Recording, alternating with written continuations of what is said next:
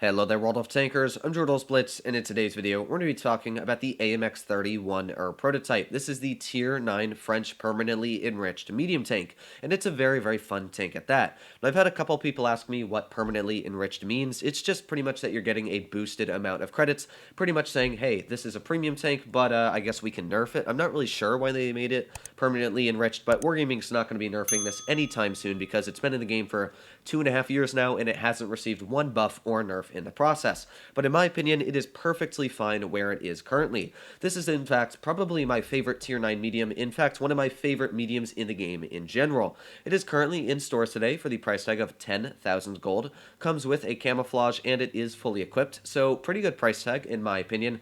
But in today's video, of course, you guys want to see how the tank plays, the gun, the armor profile. So in today's video, I'm going to be telling you everything you need to know about the tank. Now, the armor profile is really what makes this vehicle this vehicle. It is sort of like you get an STB1 and you make it a tier 9 tank. There are no cupolas really on the tank other than that one little edge that kind of sticks out of the turret there. But other than that, it really doesn't have a cupola. And if you manage to hit the very large gun mantlet, ooh, I didn't mean to zoom in there, but if you manage to hit the very large gun mantlet covering the front of the tank, well, that's about 330 millimeters thick, which means that even a 183 will manage to ricochet right off of the frontal turret armor. Now, it does have weak spots on the front. It's got a couple weak spots all over the front of the turret. However, it still bounces, I'd say, 70 to 80% of the shells, and I push this tank very, very aggressive, way more aggressive than you'd expect me to in this very lightly armored tank. So the frontal armor is very, very weak. I will say that. It's not really going to bounce anything in the front. And that's one thing you got to keep in mind is if you overextend your tank and anybody does manage to hit you in the hull, it's most likely going to penetrate. That was a nice tap right in the Vickers, but there you go. I actually don't know where he hit me, but he was most likely right in the hull of the vehicle. Now that was in the hull, I can say that, but yes, I am getting bullied here because I drove the tank way too aggressive out in the hull armor. So that was my mistake, but we're still going to be coming out in the victory here, and let's see if we can get one more shell into this pattern. Oh, no, never mind. But, yeah, I'm going to be pushing it quite aggressive still. Definitely overextended my tank a little bit there, but as you can tell, none of those shells actually hit the turret as we have no markers there. So I really want to try and show you guys the turret armor, but we couldn't really get into a gun depression position in that spot. So here we go. Let's try and pop up behind the enemy team here. Let's see if we can... Well, the issue is that Super Conqueror can rip us apart if it gets us stuck out in the open.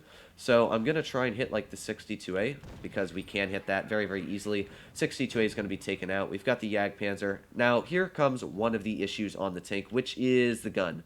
It doesn't carry the most penetration. In fact, it has awful penetration. It's only about 240 millimeters with standard, and that's actually decent. But this is the same gun you'll find on like your AMX 5100, which, yeah, when you think about it, really isn't that impressive. It's a tier 8 heavy tank. So the gun on the vehicle, it's good, but it's definitely nothing to write home about. All right, there we go. Nice tap. But yeah, like the Super Conqueror here, I really want to be careful from. But at the same time, let's get an HE right up the butt. Now, HE on this tank is another thing I really don't like the most because it only has about 350 average damage, which, yeah, it's not really spectacular. I'll trade with the IS here. You know, it's kind of worth it in my opinion. Tap him there, and we actually didn't even get hit back. So all that's left is this AMX 5120. So let's try and get some extra little damage in this last tank here. So this is actually a very solid game for the AMX here. I can say we could do normally better in it. And actually that ram almost got me a little bit squooshed there. We might die, but you know what? We've already gotten out quite a bit of damage, 3,243, and you can see even in a tier 10 match, I run this tank super, super aggressive, and that's why I was able to get out 3,250 damage. But that's how you're supposed to run this tank. It's meant to be this super, super aggressive frontline medium because it goes 60 kilometers per hour, but it's able to bounce all the shells in the turret, and it has 10 degrees of gun depression. So it's really a super strong tank, and oh boy, when you get into a tier 8 match, the enemy better be crying because, yeah, they're really going to struggle going up against this tank. Even the frontal armor, it's not bad. Like, the upper plate can get the occasional bounce from like a Pershing or even some tier 9 mediums. They will ricochet occasionally on the upper hull, but it still is very easy to penetrate. Side armor, while it is very weak, and this sort of is based on like a leopard hull, the side armor is a little bit different because it actually has spaced armor all over the side. I've learned that the hard way, but it actually is all spaced. So when you try and shoot at it, you're going to bounce right on the side with high explosive. Not bounce, but it's not going to penetrate to the full capacity you really wish it would. So here we go. I'm going to be pushing right here. That's a T-49, a very, very deadly Tier 9 vehicle. Not Tier 9, what am I saying? Tier 8 light tank that still can easily rip me into shreds because I don't really have a lot of armor, as I've said on this tank, and that vehicle kind of tears apart your armor. So we've got the Scent 7-1 right here. Let's see if we can get a tap right through the turret. One thing that will not be happening to our tank. But as I said, ooh, that shell was one of the dumbest shells I've actually ever seen fired by like a 49 on this tank. But you know what? We are going to get our vengeance into that 49. If it gets caught in the open, I will purposely shoot it just because of that. So let's see. This is an issue. I've got to be careful here. Especially because like that 49's right there, and I don't want to be hit again. So yes, we were able to get that one, and there you go. You can see that Scent tried to penetrate the HE into our tank, and you can't because it's got that spaced armor. So oof, that ricochet really made my heart sink a little. But we should be able to out-reload our teammates here and get this finishing shell off.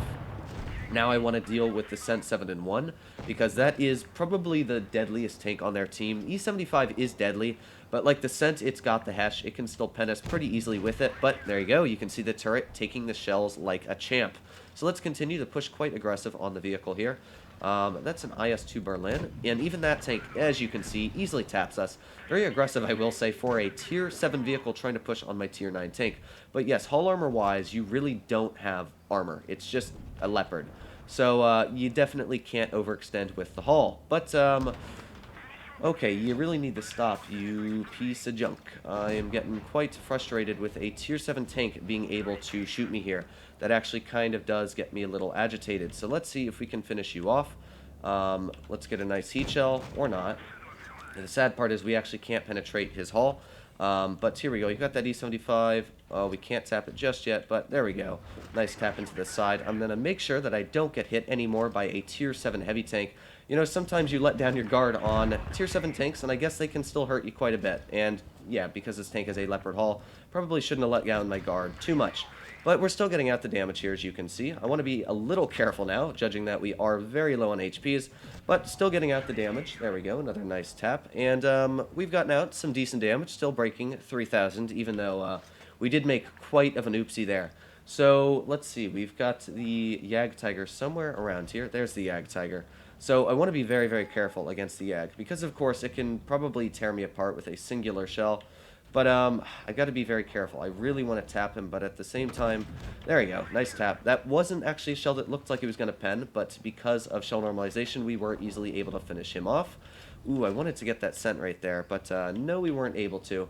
So let's get one more shell into the Yag Tiger here. It's actually not facing us, which means that, yes, another nice tap into the side. And with one more finishing shell, we should be all good. I find it funny that we actually struggled more against tier... you know what, let's just rush against the guy, why not? But I find it funny that we struggled more against a Tier 7 opponent than we did Tier 8, Tier 9, and even Tier 10. So there we go, we still were able to do 3,689 damage. Now that was perfect to actually show you the entire hull of the vehicle. I was kind of stupid against that IS-2 because I really didn't think that guy was going to pen me, but he was perfect because it showed that, yeah, even 175 standard pen can easily punch through the frontal armor on this tank.